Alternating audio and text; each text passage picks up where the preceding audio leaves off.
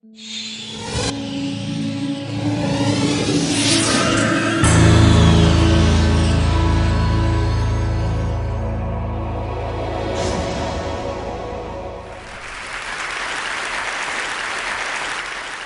morning, everybody. I'd like to talk about a couple of things today, but the first thing is water. Now, I see you've all been enjoying the water that's been provided for you here at the conference over the past couple of days, and I'm sure you all feel that it's from a safe source. But what if it wasn't? What if it was from a source like this? Then statistics would actually say that half of you would now be suffering with diarrhea. I've talked a lot in the past about statistics and the provision of safe drinking water for all, but they just don't seem to get through. And I think I've worked out why. It's because using current thinking, the scale of the problem just seems too huge to contemplate solving. So we just switch off, us, governments, and aid agencies. Well, today, I'd like to show you that through thinking differently, the problem has been solved.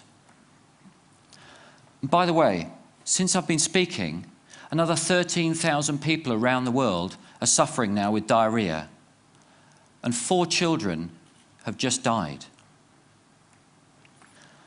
I invented Lifesaver Bottle because I got angry. I, like most of you, was sitting down the day after Christmas in 2004 when I was watching the devastating news of the Asian tsunami as it rolled in, playing out on TV. The days and weeks that followed, people fleeing to the hills, being forced to drink contaminated water or face death. That really stuck with me.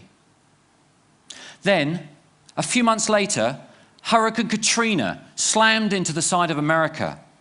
Okay, I thought, here's a first world country, let's see what they can do. Day 1, nothing.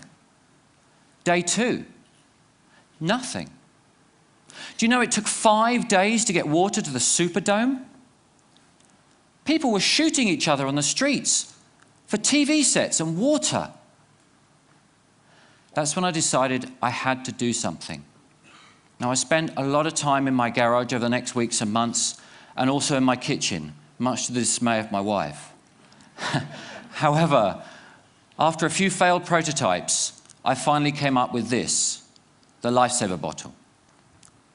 Okay, now for the science bit. Before Lifesaver, the best hand filters were only capable of filtering down to about 200 nanometers. The smallest bacteria is about 200 nanometers. So a 200 nanometer bacteria is going to get through a 200 nanometer hole. The smallest virus, on the other hand, is about 25 nanometers. So that's definitely going to get through those 200 nanometer holes. Lifesaver pores are 15 nanometers. So nothing's getting through. Okay, I'm going to give you a bit of a demonstration. Would you like to see that? I spent all the time setting this up, so I guess I should. We're in the fine city of Oxford. So, someone's done that up. Fine city of Oxford. So what I've done is I've gone and got some water from the River Cherwell and the River Thames that flow through here, and this is the water.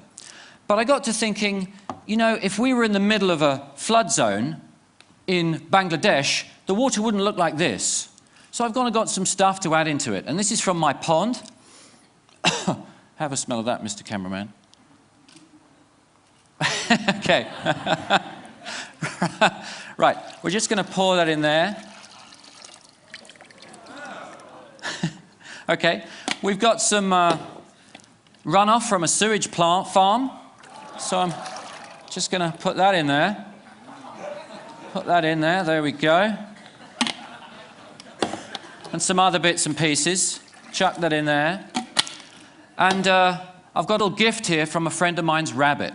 So we're just going to put that in there as well. Okay. Now, the Lifesaver Bottle works really simply. You just scoop the water up. Today I'm going to use a jug just to show you all. Let's get a bit of that poo in there. That's not dirty enough. Let's just stir that up a little bit. Okay, so I'm going to take this really filthy water and put it in here. Do you want a drink yet? Okay, there we go. Replace the top. Give it a few pumps, okay? That's all that's necessary. Now, as soon as I pop the teat, sterile drinking water is going to come out. And I've got to be quick. Okay, ready? There we go. Mind the electrics. That is safe, sterile drinking water. Cheers. There you go, Chris.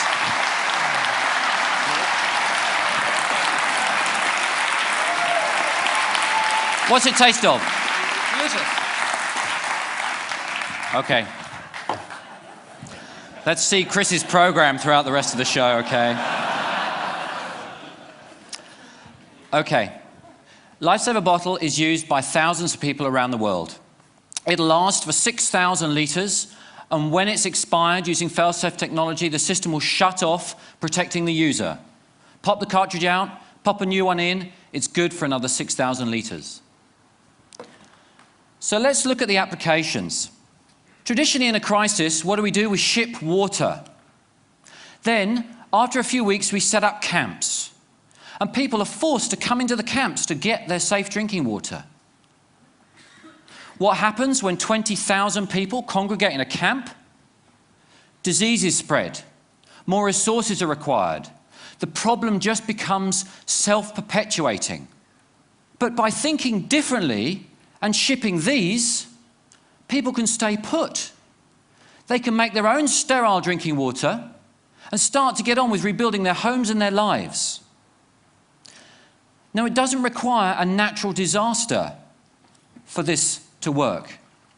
Using the old thinking of national infrastructure and pipework is too expensive. When you run the numbers on the calculator, you run out of noughts. So here's the thinking different bit. Instead of shipping water and using man-made processes to do it, let's use Mother Nature. She's got a fantastic system. She picks the water up from there, desalinates it for free, transports it over there and dumps it onto the mountains, rivers and streams. And where do people live? Near water. All we've got to do is make it sterile. How do we do that? Well, we could use a Lifesaver bottle, or we could use one of these. The same technology in a jerry can. This will process 25,000 litres of water. That's good enough for a family of 4 for 3 years. And how much does it cost? About ½ cent today to run. Thank you. So by thinking differently and processing water at the point of use, mothers and children no longer have to walk 4 hours a day to collect their water. They can get it from a source nearby. So with just $8 billion, we can hit the Millennium Goals target of halving the number of people without access to safe drinking water. To put that into context, the UK government spends about £12 billion a year on foreign aid. But why stop there? With $20 billion, everyone can have access to safe drinking water. So the 3.5 billion people that suffer every year as a result, and the 2 million kids that die every year, will live.